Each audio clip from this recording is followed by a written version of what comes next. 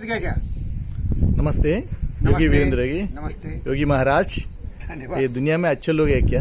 आज doctor Satyanarayan sir, मैं आपका सत्नमन करता हूँ, नमस्ते बोलता हूँ और आपका जय हो, आपके लिए शुभकामनाएं देता हूँ। आपके जो प्रश्न होते हैं ना, बहुत ही जीवन से जुड़े होते हैं और एक आप दार्शनिक हैं, आप एक ही बहुत बड़े सूक्ष्म दर्शिक महापुरुष हैं। इसलिए सवाल आपने जो किया, इसके जवाब मैं अपने गुरुजी कबीरदास जी के दोहों से बता देना चाहता हूँ। सिंहन के नहीं लहरे, हाँ भी बोलिए, सिंहन के नहीं लहरे, सिंहन की नहीं लहरे, हंसन की नहीं बात, हंसन की नहीं बात, लालन की नहीं बोरियां, लालन की नहीं बोरियां, साधु न चलत जमात। साधु न चलक जमात। कहने का मतलब है कि जो शेर होता है ना, जंगल का बादशाह, वो शेर आपको भेड़ी बकरी की तरह, मैके गोरे बर्रे की तरह झुंड के झुंड नहीं चलते हैं, एक शेर होता है। इसीलिए ये ध्यान दें कि दुनिया में इन्हें गुने चंद कुछ महापुरुष होते हैं। जैसे आप हिंदू हैं, इसीलिए आप जानते हैं कि आपके हिंदू धर्म में महापुरुष कौन हुए?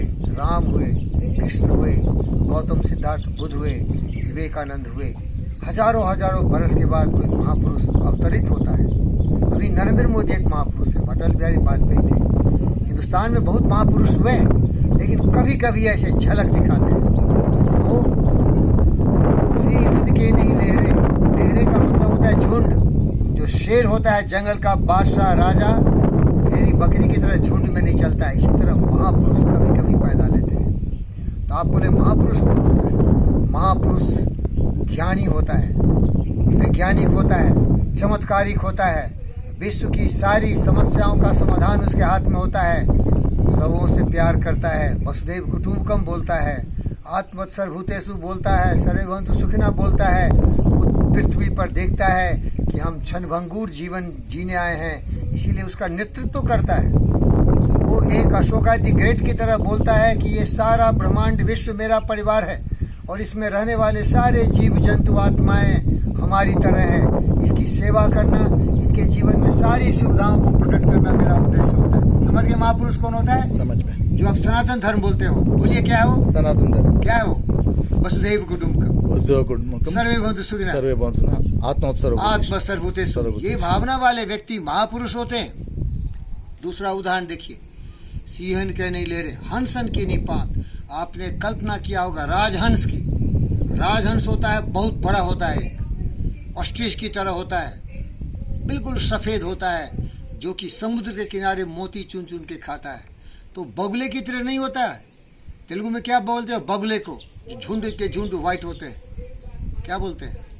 अब देखा होगा, बहुत उजले उजले रहते हैं, झुंड हजारों 2000 के रूप में होते हैं। कोंगल कोंगल की तरह नहीं होते राजहंस, कभी कभी दिखेंगे आपको। तो इस तरह से महापुरुष भी कोंगल की तरह नहीं दिखेंगे, और राजहंस की तरह कभी कभी दिखेंगे आपको, क्योंकि बड़ी साधना तपस्या से अपने मस्तिष्क को, जो चंचल है आपका मन, आप योगी हैं जानते हो, योगा चित्तवृत्ति निरोधा, इस मस्तिष्क को नियंत्रण करते हैं। ये मस्तिष्क आपका एक खेत खलिहान की तरह है, जैसा बीज डालोगे वैसे ही फल इसमें आते हैं।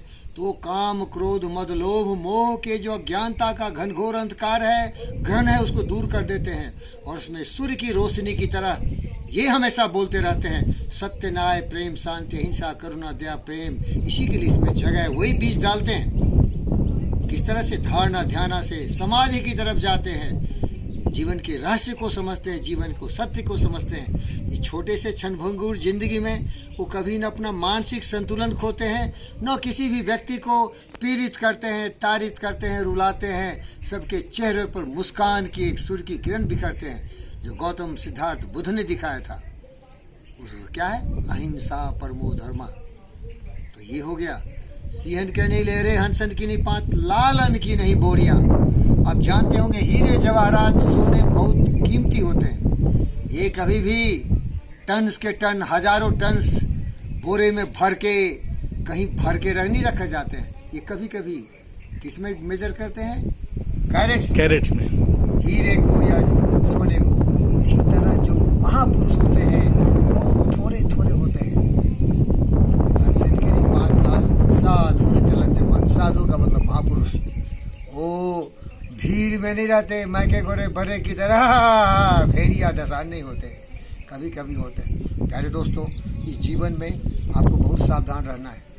ये जीवन है ना, सर्पीले नाग की तरह मनुष्य इतना गिरा हुआ है, स्वार्थी है, लोभी है, लालची है, कामी है, क्रोधी है कि आपको डसने के लिए तैयार है। वो चोर है, डाकू है, रेपिस्ट है, मर्डरर है, हत्यारा है, इससे पूरा पृथ्वी भरा हुआ है। 99% द्वेषी दुष्ट लोग ऐसे ही है। उदाहरण के लिए देखिए, चाइना का जो प्रेसिडेंट किम है, क्या है साला? गद्दार क्या है? दुनिया में ध्वंस जमाने के लिए, दुनिया में अपना आधिपत्य कायम करने के लिए सारे एटम बम बना के रख लिया है। अभी भी एटॉमिक उसने परीक्षण किया है और उससे भी खतरनाक उसने जैविक हथियार बनाया है, जिसका भुक्तभोगी पूरा विश्व है। कोरोना वायरस क्या है? वुहान वायरोलॉजी लैब से पैदा हुआ था। ये बैट्स पर रिसर्च करके बनाया कि अमेरिका को तबाह कर देंगे, ब्रिटेन को तबाह कर देंगे, पूरे यूरोपियन जो है नेटो उसको तबाह कर देंगे। कर रहा है इनडायरेक्टली। ये दुष्ट लोगों की प्रवृत्ति होती है। समझ रहे हैं क्या?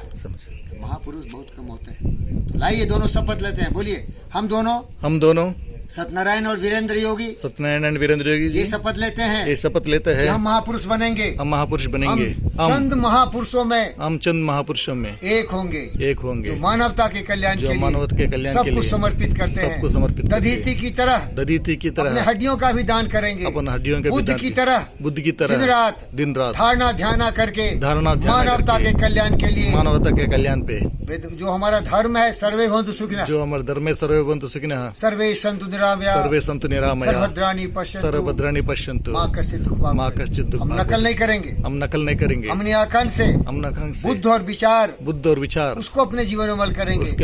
पृथ्वी को स्वर्ग बनाएंगे। लेकिन इन दुष्टों से बच के रहना पड़ेगा। डॉक्टर सत्यनारायण, आप जानते हो कि चाणक्य एक महापुरुष धरती पर पैदा लिया था भारत में, जो कि इवन अलेक्जेंडर को झटका मार के भगा दिया।